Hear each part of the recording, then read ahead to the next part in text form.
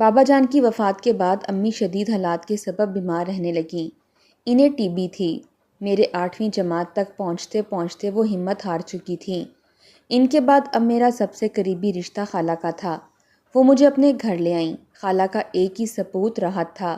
ہم دونوں ساتھ ہی پڑھتے تھے۔ جب ذرا ہوش سنبھالا تو خالہ ہماری منگنی کر کے ہر اندیشے سے آزاد ہوئیں۔ ادھر خاندان بھر میں خالہ کی نیک دلی کے چرچے ہونے لگے کہ انہوں نے رحم دلی سے کام لے کر سگی بھانجی کو در در کی ٹھوکروں سے بچا لیا ہے۔ خالو میرے چچا تھے، ایک ہی گھر میں اپنے منگیتر کے ساتھ کھیلتے ہوئے بڑی ہو گئی۔ جب رشتوں کی سمجھ آئی تو منگیتر سے حجاب بھی آنے لگا اور میں راحت سے الگ تھلگ رہنے لگی۔ بات بھی کرنے سے گریز کرنے لگی۔ اس کو شرم و حیا کہہ لیں یا خالہ کی تربیت، جو اپنے سپوت سے میری منگنی کر کے بظاہر ہر اندیشے سے بے نیاز ہو گئی تھیں۔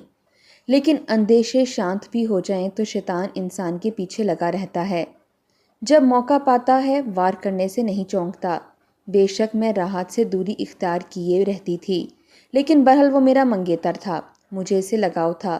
وہ ایک خوبرو اور دلکش نوجوان تھا، لیکن میرا تو بچپن کا ساتھی تھا، حالانکہ مجھ سے 10 برس بڑا تھا، پھر بھی وہ میرے ساتھ کھیلا کرتا تھا۔ ایک روز کی بات ہے، خالہ کسی تقریب میں گئی ہوئی تھیں کہ اچانک راحت گھر آ گیا۔ میں اکیلی تھی، دوپہر کے 3 بج رہے تھے۔ وہ سیدھا میرے کمرے میں چلا آیا اور مجھے ہاتھ سے پکڑ کر مسیری پر بٹھا دیا۔ میں بھی اس طرح سے بے تکلف نہ ہوئی تھی، اور یہ احساس بھی تھا کہ گھر میں دوسرا کوئی نہیں ہے۔ میں خوف سے ٹھنڈی پڑ گئی تو وہ ہنسنے لگا۔ عجیب لڑکی ہو، اپنے ہونے والے شوہر سے ڈرتی ہو، دیکھو تم میری ہونے والی بیوی ہو۔ کافی دیر تک وہ مجھ سے ایسی باتیں کرتا رہا اور میں ہوں ہاں میں جواب دیتی رہی۔ گھبراہٹ کے مارے میرا برا حال تھا، جی چاہتا تھا کہ جلدی سے خالہ آ جائیں تاکہ میری راحت سے جان چھوٹے۔ وہ بہت غور سے میرا چہرہ دیکھ رہا تھا، آخر کہنے لگا، تم مجھ سے اتنا کیوں شرماتی ہو؟ کیوں اس قدر دور دور رہتی ہو؟ مجھے یہ بات پسند نہیں ہے۔ آج میں تمہارے اور اپنے درمیان ان بے معنی فاصلوں کو مٹا ڈالنا چاہتا ہوں تاکہ تم بے تکلفی سے مجھ سے بات کر سکو۔ میں نے بہت اس سے دامن چھڑانا چاہا، بدقسمتی سے وہ میرا منگیتر تھا اور اسی حق کے واسطے سے میں وقت سے پہلے سہاگن ہو گئی۔ وہ تو چلا گیا، مگر جب خالہ واپس آئیں تو شام تک میری آنکھیں رو رو کر سرخ ہو چکی تھیں۔ انہوں نے کچھ پوچھنا چاہا لیکن میں افسردہ تھی کہ خالہ کی ہمت ہی نہ پڑی۔ وہ اکثر مجھے اداس دیکھ کر یہ خیال کر لیتی تھیں کہ مجھے اپنی مرحومہ ماں کی یاد آئی ہوگی۔ اس پر وہ مجھے کچھ نہ کہتی تھیں، البتہ پیار بھرا سلوک زیادہ کرنے لگتی تھیں۔ اس دن بھی انہوں نے ایسا ہی کیا، مجھے کام نہ کرنے دیا، کھانا خود پکایا اور کافی دیر تک ادھر ادھر کی باتیں کر کے میرا جی ہلکا کرنے کی کوشش کرتی رہیں۔ میں ارادہ کرتی رہی کہ اس واقعے کا ذکر خالہ سے کر دوں، مگر کیسے کرتی؟ شرم سی آ جاتی تھی اور میں راحت سے بھی ڈرتی تھی۔ تبھی یہ سوچ کر چپ ہو گئی کہ خالہ کے دل میں برائی ڈالنے سے کیا فائدہ؟ جو ہونا تھا وہ ہو چکا ہے، اب آخر تو میں نے راحت کی دلہن بننا ہے۔ دراصل مجھ میں ہمت نہ تھی، جانے کیوں یہ 3 بچیاں بزدل ہو جاتی ہیں، لیکن قدرت کو میری یہ رازداری منظور نہ تھی، اس نے خود میرا راز افشا کر دیا۔ تب خالہ نے حیران ہو کر پوچھا، یہ سب کیا ہے؟ اپنے صاحبزادے سے پوچھئے، وہی اس غلطی کے ذمہ دار ہیں۔ خالہ نے راحت سے پوچھا تو وہ قسمیں کھانے لگا، اماں میں قصوروار نہیں، انم جھوٹ بولتی ہے، نہ جانے کون ہمارے گھر کی عزت کو خاک میں ملا گیا ہے، اور اب یہ جھوٹی تہمت مجھ پر ہے، اور اگر تم نے مجھے مجبور کیا تو میں ہمیشہ کے لیے چلا جاؤں گا۔ خالہ یہ سن کر دنگ رہ گئی، اگرچہ ان کا دل نہیں مان رہا تھا، میں سچی تھی، ان کا بیٹا جھوٹا تھا، مگر انہوں نے ایک ہی بات کی، اگر تم سچی تھی انم تو جب میرے بیٹے نے تمہاری جانب ہاتھ بڑھایا تو تم نے مجھے تبھی کیوں نہ آگاہ کیا؟ اب جب کہ راز چھپ نہیں سکتا تم اس کا بھانڈا پھوڑ رہی ہو۔ میں جان گئی کہ خالہ پر اولاد کی محبت غالب آ گئی ہے، کیوں انہوں نے اپنے بیٹے کو سچا اور مجھے جھوٹا قرار دے دیا۔ ان کو اپنے شوہر سے بھی خوف آ رہا تھا کہ ان کو معلوم ہو گیا تو پہلی بات یہی منہ سے نکالیں گے کہ راحت کو گھر بدر کرو۔ منگنی تو ہو ہی گئی تھی، پھر بھی صبر کا دامن ہاتھ سے کیوں چھوٹ گیا؟ یا پھر بیٹے کو مورد الزام ٹھہرایا تو اسے آڑے ہاتھوں لیں گے کہ گھر میں یہ کیا تماشا ہو رہا ہے؟ خالو غصے کے بہت تیز تھے، سب ان سے ڈرتے تھے۔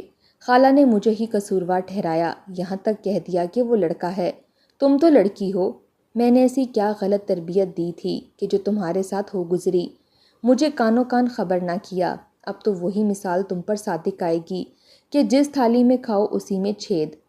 اس کے بعد ماں بیٹے نے جو سلوک میرے ساتھ کیا، میرا کلیجہ منہ کو آنے لگا۔ دونوں نے طوطے کی طرح میری طرف سے آنکھیں پھیر لیں۔ میں ہی بد کردار ٹھہرائی گئی۔ میں خالہ کی بے رخی سے رو رو کر دیوانی ہوئے جاتی تھی۔ مجھے راحت کی بے وفائی سے زیادہ خالہ کی محبت کے چھن جانے کا دکھ تھا۔ اب رہ ہی کیا گیا تھا میری دنیا میں؟ ایک خالہ کی محبت کا سہارا بچا تھا، سو وہ بھی ٹوٹا۔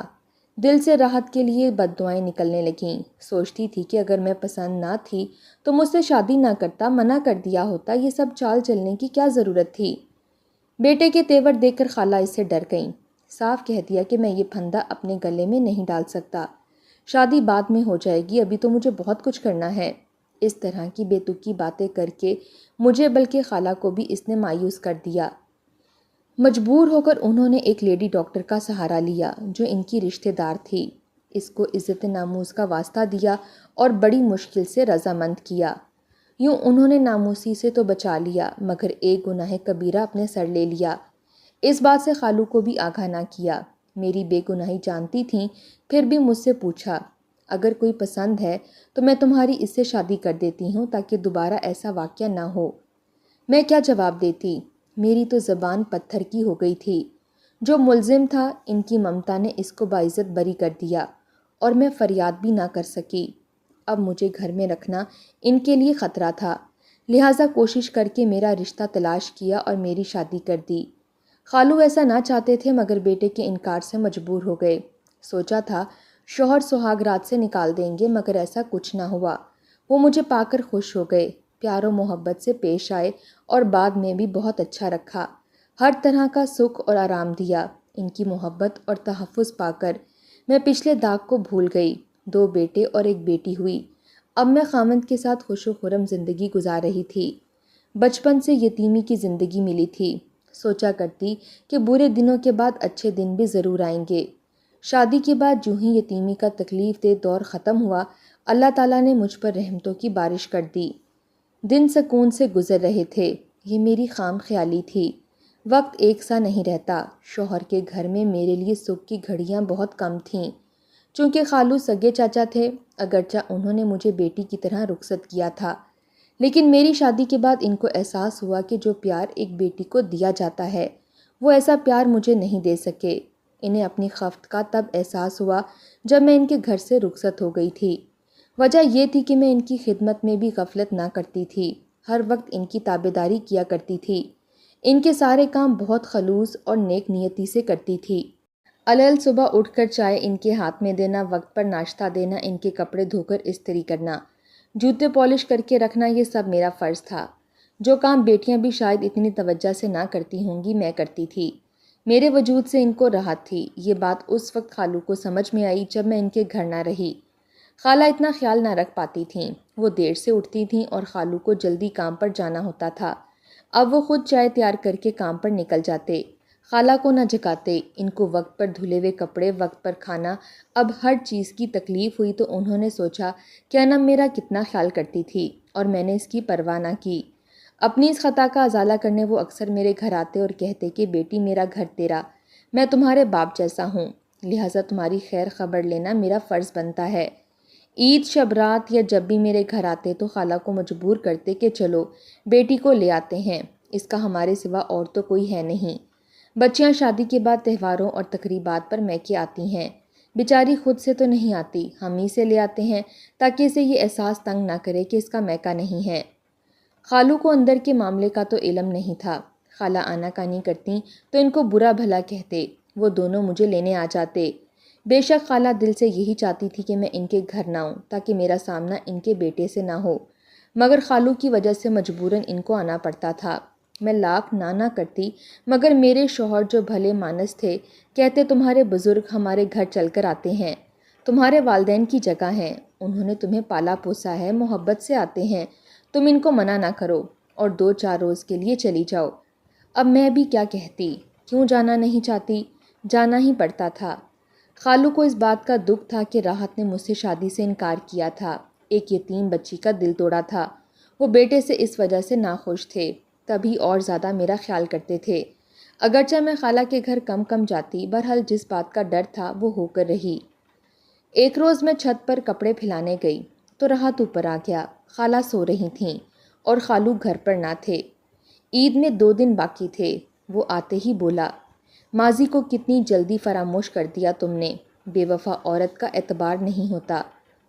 میں نے بے وفائی نہیں کی، تم نے مجھ پر ستم ڈھایا، اور بے وفائی بھی تم نے ہی کی، مجھ سے شادی سے انکار کیا۔ میں تمہاری خالہ کی لڑکی تھی، کوئی غیر نہیں، چاچا زاد بھی تھے، مگر تم نے نہ جانے کیوں مجھ پر اتنا ظلم ڈھایا، معاف کر دو۔ اس کے بعد اس نے مجھے پھر سے ماضی کے راستے پر لے جانا چاہا، مگر میں نے صاف انکار کر دیا۔ میں ایک پیار کرنے والے شوہر اپنے بچوں کے باپ سے دھوکہ کرنے کا تصور بھی نہیں کر سکتی تھی۔ جب میں نے اسے سختی سے جھٹکا تو وہ بولا، یاد رکھنا، تمہارے شوہر کو ایک دن ساری بات بتا کر تمہیں اس کے گھر کے قابل نہ چھوڑوں گا جس کی ملکہ بن کر تم اس قدر اتراتی ہو۔ میں اندر سے تو سہم گئی، مگر اوپر سے ظاہر یہ کیا کہ میں اس کی دھمکی سے ڈرنے والی نہیں ہوں۔ اسے جتلا دیا کہ جو کہنا ہے کہہ دو، وہ مجھ پر اعتبار کرتے ہیں، تم ہی برے بنو گے۔ میں سمجھتی تھی کہ وہ یوں ہی دھمکی دے رہا ہے، تہیہ کر لیا کہ اب دوبارہ اس گھر میں قدم نہیں رکھوں گی، چاہے خالو ناراض ہو جائیں۔ مجھے ہر حال میں اپنے شوہر کی عزت اور اپنی خوشیوں بھرا گھر بچانا تھا۔ راحت کے دل میں خدا جانے کیا ارادہ چھپا ہوا تھا۔ میں نے دل سے دعا کی، اے خدا، وہ وقت آنے سے پہلے کہ میرے شوہر کا اعتماد چکنا چور ہو، یا تو مجھے اٹھا لینا یا پھر راحت کو موت دے دینا، تاکہ وہ گھڑی آنے کا خوف باقی نہ رہے۔ چاہے یہ میرے اوپر گزرے برے واقعے کا بتائے یا نہ بتائے، صاف ظاہر تھا کہ وہ جھوٹا معاملہ گھڑ کر بتاتا۔ میرے دل سے نکلی دعا ہو گئی قبول، مگر کس طرح کہ میں ہی اجڑ گئی۔ ابھی میں خالہ کے گھر میں تھی، عید کو 3 دن گزر چکے تھے۔ کوثر عید کے دن بچوں سے مل کر گئے تھے اور اب مجھے لینے کے لیے آ رہے تھے۔ میں گھر جانے کی تیاری میں لگی تھی کہ اچانک دروازے پر دستک ہوئی۔ میرے رشتے کے دیور آئے تھے، جن کا گھر ہمارے گھر کے پاس تھا۔ انہوں نے اطلاع دی کہ کوثر بھائی کا اچانک ہارٹ فیل ہو گیا ہے۔ جب دورہ پڑا وہ گھر میں اکیلے تھے، ان کو طبی امداد کے لیے ڈاکٹر تک لے جانے والا کوئی نہ تھا۔ صبح 4 بجے ہارٹ اٹیک ہوا اور 10 بجے منیر بھائی نے انہیں فون کیا، کیونکہ ان کی گاڑی ورک شاپ میں تھی اور کوثر نے ان بھائی سے گاڑی مانگی تھی تاکہ مجھے اور بچوں کو میکے سے گھر لے آئیں۔ منیر نے سوچا کہ ڈیوٹی سے ان کو دیر نہ ہو جائے، لہٰذا فون کیا تو جواب نہ آیا۔ تب اپنی چھت پر گئے کہ کوثر بھائی کو آواز دے کر بلا لوں، خبر نہیں کیوں فون نہیں اٹھا رہے۔ چھت پر سے جھانکا تو دم بخود رہ گئے، وہ صحن میں پڑے تھے۔ ان کے بڑے بھائی کو فوراً فون کیا، وہ آ گئے، ان کے پاس گھر کی دوسری چابی تھی۔ انہوں نے دروازہ کھولا، اندر گئے، وہ اس جہاں سے جا چکے تھے۔ پڑوس میں ڈاکٹر صاحب رہتے تھے، انہوں نے موت کی تصدیق کی اور اب آپ کو اطلاع کرنے آیا ہوں، آپ لوگ میرے ساتھ چلیں۔ یہ احوال انہوں نے خالو کو بتایا تھا، وہ بیچارے بھی سٹیا گئے، ان کی ہمت نہ ہو رہی تھی کہ کس طرح مجھ کو اتنی بری خبر سنائیں۔ خالہ کو بتایا، وہ میرے پاس آئیں، بولیں، بیٹی تمہارے شوہر کی طبیعت خراب ہے، تمہارا دیور لینے آیا ہے۔ جلدی جلدی بچوں کو گاڑی میں بٹھایا اور خالہ خالو کے ہمراہ گھر پہنچی۔ راستہ بھر ان کی عمر درازی کی دعائیں پڑتی آئی، مگر ایک بھی دعا قبول نہ ہوئی۔ راحت کی دھمکی کا ڈر تو گیا، لیکن ساتھ ہی میری خوشیاں بھی منہ موڑ گئیں۔ یہ دھمکی اس نے جھوٹ میں دی تھی یا سچ میں، یہ وہی جانتا ہے، مگر میرا تو کلیجہ ہی نکال لیا۔ میں نے دل سے دعا کی تھی کہ میرے کوئی ماضی کا داغ میرے شوہر کو نہ بتائے۔ یہ بھی دعا کی تھی کہ خدا مجھے اٹھا لے یا راحت کو موت دے دے۔ دعا کیسے بدل گئی، نہ تو مجھے موت نے اٹھایا نہ راحت کو آئی، لیکن میرے رحم دل اور محبت کرنے والے جیون ساتھی کو ساتھ لے گئی۔ عدت تک میں کوثر کے گھر رہی، اس کے بعد خالہ اور خالو سر ہو گئے کہ چھوٹے بچوں کا ساتھ ہے، تم جوان ہو، اس عمر میں کیسے اکیلی رہ سکتی ہو۔ سسرال والوں نے بھی یہی مشورہ دیا کہ تمہارے خالو خالہ صحیح کہتے ہیں، جب تک بچے باشعور نہیں ہو جاتے تم اپنے خالو کے گھر جا کر رہو۔ سسرال میں کوئی بھی میرے بچوں کی ذمہ داری قبول کرنے پر تیار نہ تھا۔ کوئی چارہ نہ دیکھ کر مجھے خالو کے گھر آنا پڑا، مگر کس دل سے یہ میں جانتی ہوں یا میرا خدا۔ جب اللہ تعالیٰ کسی کا دل پلٹتا ہے تو دیر نہیں لگتی۔ جس کو میں اپنے لیے ایک زہریلا سانپ، اپنا سب سے بڑا دشمن جانتی تھی، وہی میرے اور میرے بچوں کے یتیم ہو جانے پر بے حد دکھی ہوا۔ اس کے بعد اپنا سامان اٹھا کر چھت پر بنے کمرے میں منتقل ہو گیا۔ راحت بہت اچھا کما رہا تھا، اس کا کاروبار جم چکا تھا۔